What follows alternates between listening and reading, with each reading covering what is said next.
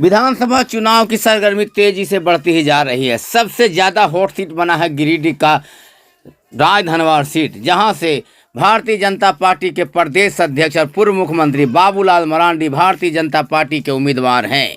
वहीं माले के राजकुमार यादव जेएमएम के निजामुद्दीन अंसारी उम्मीदवार हैं। इसी बीच सीनियर कॉन्ट्रैक्टर एवं समाज सेवी निरंजन राय ने भी अपने समाज से राय सुमाई करने के बाद चुनाव लड़ने की घोषणा कर दी, जिसके बाद सभी दलों के नेताओं में थोड़ी बेचैनी तो देखी ही जा रही है।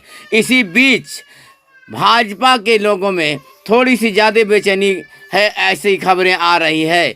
और यही वजह है कि गोड्डा के सांसद निशिकांत दुबे निरंजन राय से मिलने उस तीसरी के पपीलो स्थित उसके आवास में पहुंचे और निरंजन राय से लंबी बातचीत की। निरंजन राय से निशिकांत दुबे की क्या बात हुई है, बात तो सामने नहीं आई है, लेकिन निशिकांत दुबे के जाने के बाद निरंजन राय ने कहा कि वो हमसे बात करने आए थे, मिलने आए थे, लेकिन मैं चुनाव ज़रूर लड़ूंगा। उन्होंने चुनाव ना लड़ने से इनकार करते हुए कहा कि जब लोगों ने हमें खड़ा कर दिया है तो मैं चुनाव ज़रूर लड़ूंगा।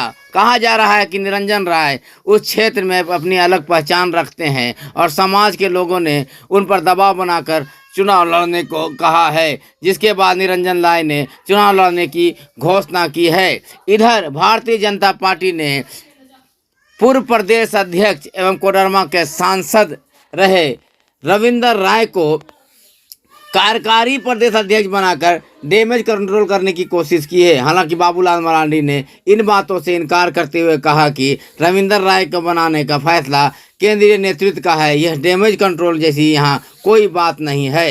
देखिए JGTV की यह स्पेशल रिपोर्ट।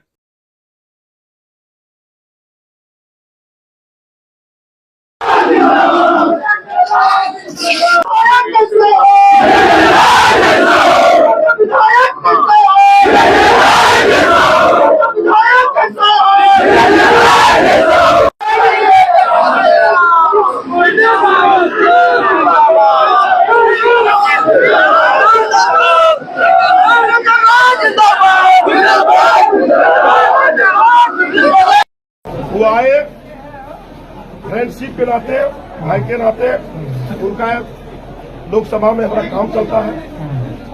आए तो आप लोग समझिए ना किस लिए आए, लेकिन हम नहीं माने।